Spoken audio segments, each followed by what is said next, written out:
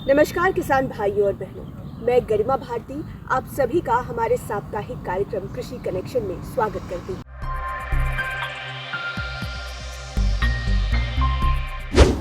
इस एपिसोड में हम बात करेंगे कि आम के टिकोले को झड़ने से कैसे बचाया जा सके, क्योंकि इन दिनों मौसम जिस हिसाब का हो रहा है, अत्यधिक गर्मी पड़ रही है, लू की समस्या हो रही है, इससे किसान भाइयों को काफ़ी नुकसान हो रहा है। आइए हम आपको लिए चलते हैं डॉक्टर SK सिंह के पास, जो कि HOD है प्लांट पैथोलॉजी और नेमेटोलॉजी की। वो आपको विस्तृत जानकारी देंगे कि इस मौसम में आप आमों के झड़ने का प्रबंधन या फिर बचाव किस प्रकार से कर पाएँ। आम के जो फल हैं वो झड़ रहे हैं, वो बहुत ज़्यादा झड़ रहे हैं, तो इसको कैसे कम किया जाए, इसको कैसे प्रबंधित किया जाए, इस विषय पर चर्चा करने के लिए आज हम लोग जो है इस आम के बाग में आए हुए हैं।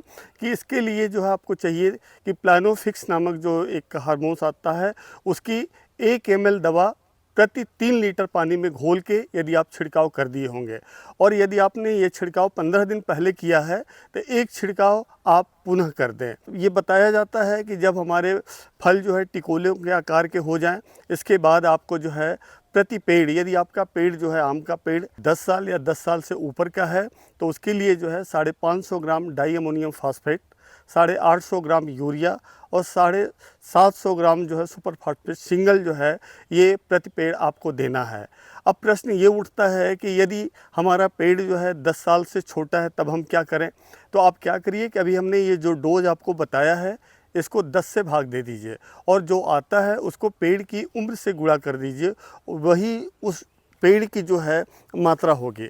इन खाद्य उर्वरकों का व्यवहार करने के लिए यदि आपका पेड़ 10 साल या 10 साल से बड़ा है तो 2 मीटर दूरी पे, मुख्य तने से 2 मीटर दूरी पे आप क्या करें, 9 इंच चौड़ा और 9 इंच गहरा रिंग बना लें, और उसमें से जो मिट्टी निकलती है उस मिट्टी को 2 हिस्से में कर लें।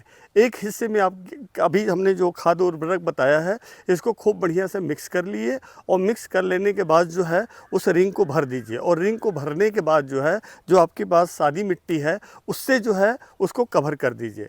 उसी दिन आप तुरंत सिंचाई कर दें। अब ये आप देख रहे हैं कि आप दुनिया भर के ये जो आम के जो फल झड़ रहे हैं, ये फल जो है लगभग आप 40, 50, 60 ग्राम के हो गए हैं। इस अवस्था में इनको नहीं झड़ना चाहिए। तो इसको रोकने के लिए जो एकमात्र उपाय यही है कि आप सिंचाई करें, हल्की हल्की सिंचाई करें, और अपने बाग की मिट्टी को जो है कभी भी सूखने ना दें। तो ये नहीं होना चाहिए कि बाग में जो है पानी लगना नहीं चाहिए।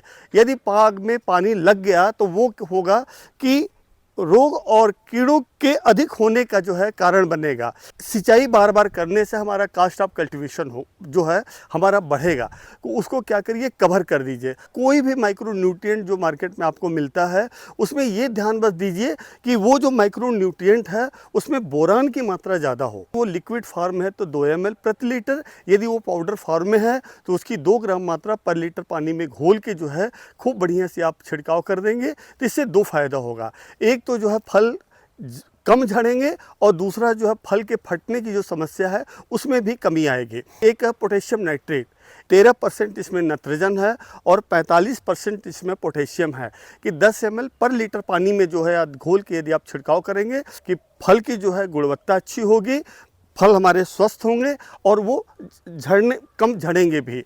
लेकिन इसमें आप देख रहे हैं कि इसमें जो पोटास है वो 45% है। 45% पोटेशियम होने की वजह से क्या है कि रोग और कीड़ों से लड़ने की जो है क्षमता में भी जो है वृद्धि होती है, फल की गुणवत्ता में भी ये सहायक होता है। लगातार जो है 40 डिग्री से लेके 45 डिग्री के बीच में ये जो टेम्परेचर वेरी कर रहा है, इसकी वजह से भी जो है हमारे ये फल झड़ रहे हैं। तो एक कारण तो ये हो गया कि हमारे तापक्रम हो गए, और तापक्रम के साथ साथ जो है हीट वेव, जो लू चल रहा है, इसको जो है कुछ जो है फेस करने में जो है इन पेड़ों को जो है बहुत दिक्कत आ रही है, और हमारे फल जो है झड़ रहे हैं। देख ये जो बाग हमारे घने हैं, जो अनियंत्रित बहुत घने हैं, और जिसमें सूर्य की किरणें जो है ज़मीन की सतह तक नहीं आती हैं, ऐसे बागों में ये देखा जा रहा है कि मधुआ अभी भी है। तो आप देखेंगे कि चॉकलेटी रंग के जो है धंसे हुए जो है धब्बे दिखाई देते हैं। इन धब्बों को हम एंथ्रेक्नोज कहते हैं। मधुआ और एंथ्रेक्नोज इस किस समस्या के समाधान के लिए आपको करना क्या है कि एक इंसेक्टिसाइड आती है जिसका नाम है इमिडाक्लोप्रिड, उसकी 1 ml ले लें, और हेक्साकोनाजोल जो है फंजीसाइड है उसकी 1 ml ले लें, और इसको प्रति लीटर पानी में घोल के यदि आप छिड़काव करते हैं तो मधुआ से और इस एंथ्रेक्नोज जो है, इन दोनों बीमारियों से आपको निजात मिलेगी। बोरर्स के लिए क्या करना है, जो फल छेदक कीट हैं उनके प्रबंधन के लिए क्या करना है कि आप क्या करिए कि थियोक्लोप्रिड जो इंसेक्टिसाइड आता है उसकी 1 ml दवा जो है प्रति लीटर पानी में घोल के यदि आप छिड़काव करते हैं तो बहुत अच्छा फ़ायदा मिलता है। जिस समय हमें फलों में गुठली बनती है, जब हम उस समय जो है इस थियोक्लोप्रिड जो है इंसेक्टिसाइड का स्प्रे करते हैं तो बोरर्स के अगेंस्ट जो है बहुत अच्छा परफॉर्मेंस इसका मिलता है। साफ़ सुथरी खेती को जो है प्राथमिकता दे दिए। बाग के नीचे जितने ये फल गिरे हैं इन फलों को इकट्ठा करिए, क्योंकि ये सोर्स ऑफ इन्फेक्शन है। ये फल जो है इनके अंदर यदि इंसेक्ट से आक्रांत हैं या रोग से आक्रांत हैं तो ये मल्टीप्लाई हो रहे हैं। जितने ये फल गिरे हैं उन फलों को जो है इकट्ठा करिए, गड्ढा खोद के उसमें इसको दफन कर दीजिए। आप इस तरह से करते हैं, साफ़ सुथरी खेती करते हैं, और ये जो मैंने उपाय बताए ये उपाय यदि आप करते हैं तो निश्चित तौर पे जो है ये जो फल झड़न की समस्या है इसमें कमी आएगी। कि आम के जब फल जो है पक जाते हैं तो पकने के बाद जब हम फल को खोलते हैं तो उसके अंदर केवल हमें लार्वा आप देखे होंगे कि केवल कीड़ा ही दिखाई देता है। इसको प्रबंधन करने के लिए फल तुड़ाई के 2 महीना पहले से आपका प्रबंधन जो है स्टार्ट हो जाएगा, तब जाके आप जो है इसे प्रबंधित कर सकते हैं। आप जो है फ्रूट फ्लाई ट्रैप का उपयोग करके जो है फ्रूट फ्लाई को प्रबंधित करें। इसके लिए करना क्या है, ये आप जो देख रहे हैं ये फ्रूट फ्लाई ट्रैप है, रिकमेंडेड है 15 से 20 है। बाग में जो है 35 मीटर की दूरी पे इसको लगाना चाहिए, और इस जो ये ट्रैप है इसको बहुत ज़्यादा घनी शाखाओं के बीच पे भी नहीं लगाना चाहिए। ट्रैप को हमें ऐसी जगह पे भी नहीं लगाना चाहिए जहाँ पर कि डायरेक्ट सनलाइट आती हो। आप ज़मीन की सतह से 5 से 6 फीट के जो है हाइट पे जो है आप इसको लगाइए। इसके अंदर जो है हार्मोन होते हैं जो कि फल बक्खी के नर को जो है अपनी तरफ आकृष्ट करते हैं। तो इसके बाद देख रहे हैं कि इस ट्रैप के अंदर ये आके जो है ये मर गए हैं। वो गंध को हमें उसको ल्यूर बोलते हैं, उसको हमें 30 दिन के अंतर पे जो है बदल देना चाहिए। यदि आप अपने बाग में किसी भी तरह का अनयूजुअल कोई सिम्टम देखते हैं, कोई कुछ भी देखते हैं, तो इसके लिए आप जो है जो नज़दीकी कृषि विज्ञान केंद्र हैं उनके वैज्ञानिकों से भी संपर्क स्थापित करें, और इन दवाओं का उपयोग जो है शाम के वक्त करें। शाम के वक्त करना जो है ज़्यादा अच्छा होगा। अदरवाइज़ तेज़ धूप की वजह से जो है इन कृषि रसायनों की वजह से जो है इस पर जो है फाइटोटॉक्सिक इफेक्ट भी आ सकता है। तो किसान भाइयों, आपने डॉक्टर एस.के. सिंह को सुना। उन्होंने विस्तृत जानकारी दी है कि किस प्रकार से आप आम के टिकोले को, आम की कैरी को झड़ने से बचा सकते हैं और इस मौसम में बेहतरीन आम की फसल तैयार कर सकते हैं। आइए अब आपको आने वाले सप्ताह के मौसम की जानकारी देते हैं, और साथ ही साथ हम आपको ये भी बताएंगे कि हमारे विशेषज्ञों द्वारा आपके लिए क्या सुझाव दिए गए हैं इस मौसम में। पूर्वानुमान की अवधि में पश्चिम विक्षोभ के प्रभाव से उत्तर बिहार के कई जिलों में आने वाले 1 से 2 दिनों में आसमान में हल्के से मध्यम बादल आ सकते हैं। अनुकूल मौसमी परिस्थितियां बनने के कारण 5 मई के बाद उत्तर बिहार के जिलों में अनेक स्थानों पर हल्की वर्षा मेघ गर्जन के साथ हो सकती है। कुछ स्थानों पर हल्की से मध्यम वर्षा होने की संभावना है। वर्षा के समय हवा की गति तेज रहने की संभावना है। इस अवधि में 6 मई के बाद मौसम में अधिकतम तापमान में गिरावट दर्ज की जा सकती है। यह 35 से 37 डिग्री सेल्सियस के बीच रह सकता है, जबकि न्यूनतम तापमान 22 से 25 डिग्री सेल्सियस के आसपास रह सकता है।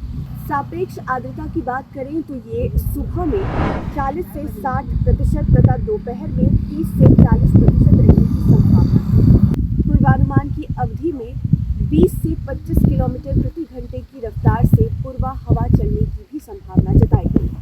किसान भाइयों, अब आपको बताते हैं कि हमारे मौसम विशेषज्ञों ने मौसम के अनुसार आपको क्या कुछ सावधानियां बरतने को कहा। किसानों को सलाह दी जाती है कि 5 मई के बाद मौसम में परिवर्तन होने से हल्की बूंदाबांदी तथा कुछ स्थानों में मध्यम वर्षा की संभावना बन सकती है। इस मौसम को देखते हुए कृषि कार्यों में सतर्कता बरतने की आवश्यकता है। गेहूं, अरहर तथा रबी मक्का की कटनी तथा सुखाने का काम सावधानीपूर्वक करें। कटी हुई गेहूं की दौनी कर सुरक्षित स्थान पर भंडारित कर लें। फिलहाल खड़ी फसलों में सिंचाई मौसम को देखते हुए स्थगित रखें या फिर वर्षा न होने की स्थिति में करें। कीटनाशकों का छिड़काव आसमान साफ रहने पर ही करें। मूंग एवं उड़द की फसल में रस चूसक कीट, माहू, हरा फुदका, सफेद मक्खी व थ्रिप्स कीट की निगरानी करें। यह कीट पौधे की पत्तियों, कोमल टहनियों, फूल व अपरिपक्व फलियों से रस चूसते हैं। इन कीटों का प्रकोप दिखने पर बचाव हेतु मेलाथियान 50 EC या फिर डाइमेथोएट 30 EC का 1 लीटर प्रति हेक्टेयर की दर से फसल में छिड़काव आसमान साफ रहने पर ही करें। तो किसान भाइयों, उम्मीद है हमारा आज का एपिसोड आपको बेहद पसंद आया होगा और विशेषज्ञों द्वारा दी गई हुई जानकारी आपके बेहद काम आएगी। इसी तरह की जानकारियों के लिए आप हमारे साथ बने रहिए। अगर आप ये वीडियो सोशल मीडिया के माध्यम से देख रहे हैं तो हमारे फेसबुक पेज को लाइक करें। अगर यूट्यूब पर देख रहे हैं तो चैनल को सब्सक्राइब कर वीडियो को लाइक करें। अगर आप चाहते हैं कि हम आपके द्वारा दिए गए सवालों पर चर्चा करें तो आप बेझिझक अपने सवाल, अपने सुझाव हमारे कमेंट बॉक्स पर लिख सकते हैं। धन्यवाद।